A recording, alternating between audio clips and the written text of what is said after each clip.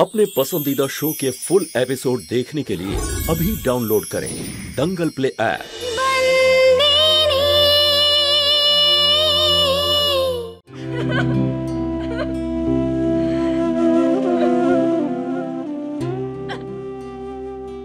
আরে কি হয়েছে মা? তুই কাঁদছিস কেন? কিছু না মা, মালিক আমার বিষয়ে এত ভাবেন, ব্যাস তাই আনন্দে চোখে জল চলে এলো।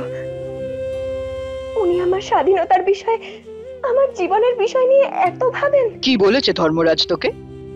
মালিক বললেন আমি নাকি সংসারী, গুণী, ওনার চোখে খুব ভালো মেয়ে। তাই এত কিছু বলেছে তোকে? হ্যাঁ মা, মালিক এসব বলেছেন। তাহলে তুই কাঁদছিস কেন রে মা? তোর তো খুশি হওয়ার কথা। আমি এই জন্য কাঁদছি মা যে মালিক এসব কথা তখন বললেন যখন আমি বাড়ি ছেড়ে চলে যাব।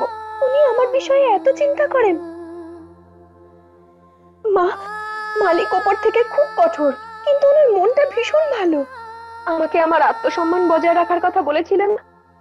যদি এই বাড়িতে আমার আত্মসম্মান নিয়ে কেউ চিন্তা করে থাকে তাহলে তিনি হলেন মালিক। তাই নাকি? আচ্ছা একটা কথা বল, এসব কথা তুই আমায় বলছিস কেন? হ্যাঁ, যদি কেউ কাউকে খুব ভালোবেসে থাকে আর সে তার সম্পর্কে এত চিন্তা করে তাহলে। চুপ করলি কেন? কি রে বল, তুই ওকে ভালোবাসতে শুরু করেছিস তো?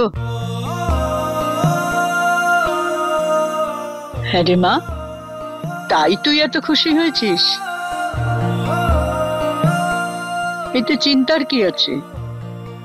ভালোবাসার না কোনো বয়স হয় না কোনো সময়। এতদিন তুই স্ত্রী ছিলিস, তাই স্ত্রী ধর্ম পালন করছিলিস মা। আর আজ তোর চোখে ভালোবাসা দেখতে পাচ্ছি। সব ঠিক হয়ে যাবে মা, সব ঠিক হয়ে যাবে।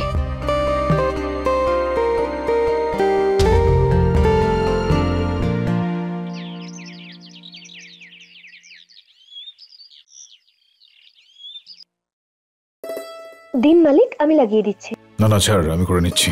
মালিক আমি করে দিচ্ছি, যতদিন এখানে আছি আপনার জন্য একটু করতে দিন না। নে।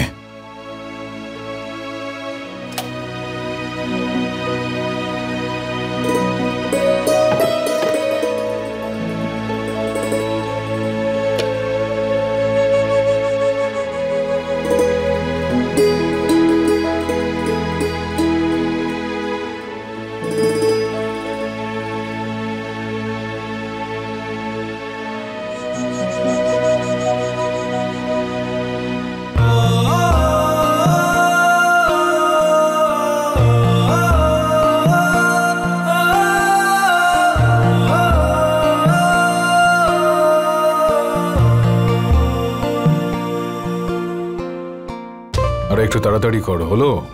হ্যাঁ মালিক।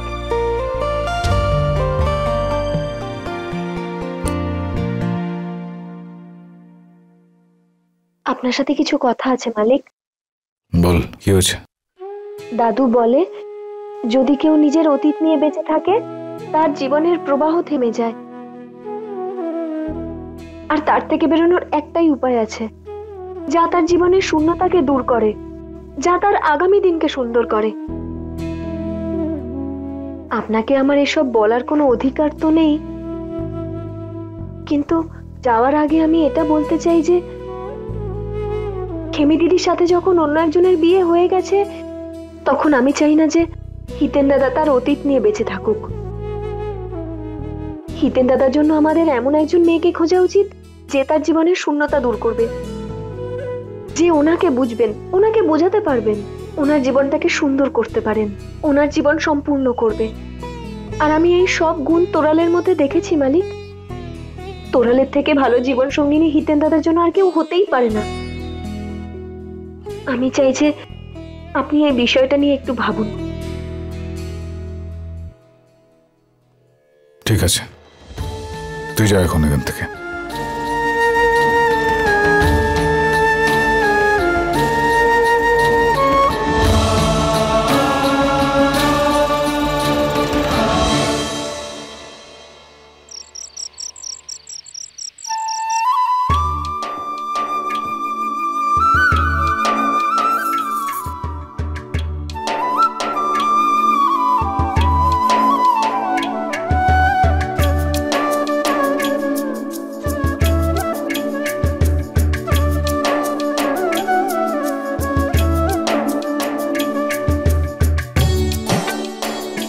ছেড়ে দাও, আমি করে দিচ্ছি।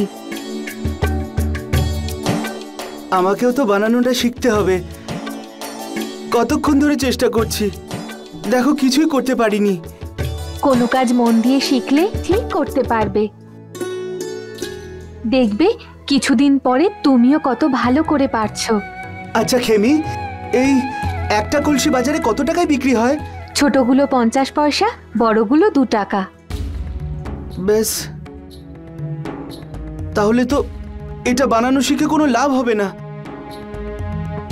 এগুলো বিক্রি করে তত টাকা পাওয়া যাবে না যতটা আমাদের দরকার।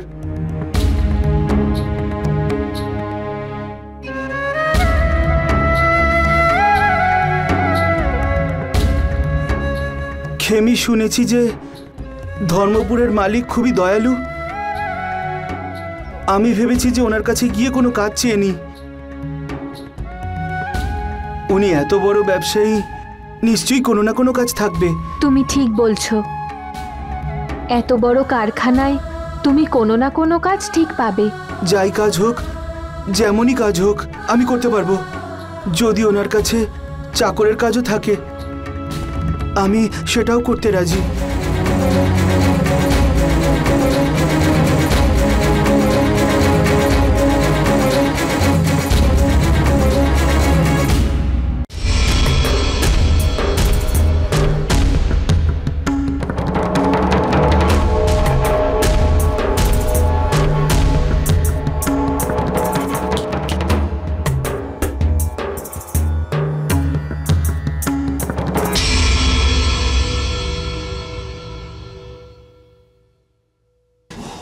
এই এই এই, কোথায় ঢুকে পড়ছিস? হ্যাঁ, আরে এ তো খেমির বর, ও এখানে কি করছে?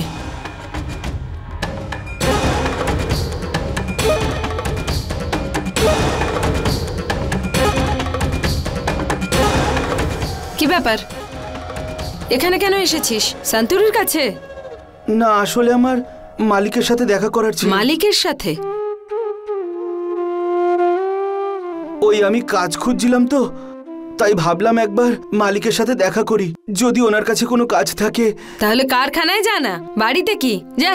আসলে কারখানায় সবাই হিরে পরখ করার কর্মচারীরা থাকে, আর আমি হিরে পরখ করতে জানি না, কিন্তু আমার কাজের খুব দরকার।